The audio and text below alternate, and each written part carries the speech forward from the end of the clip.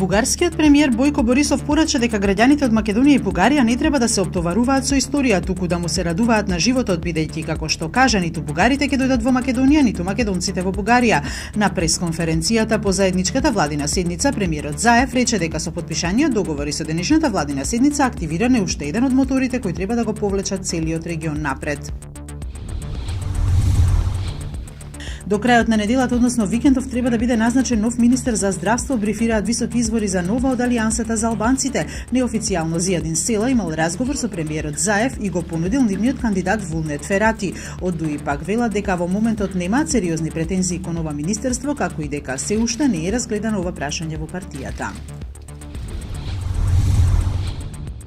Агенцијата за филм на Република Македонија ги вратила назад првите 300.000 евра државни пари од хрватската продукција Јадран Филм како последица на неисполнувањето на договорот за производство на играната серија Македонија.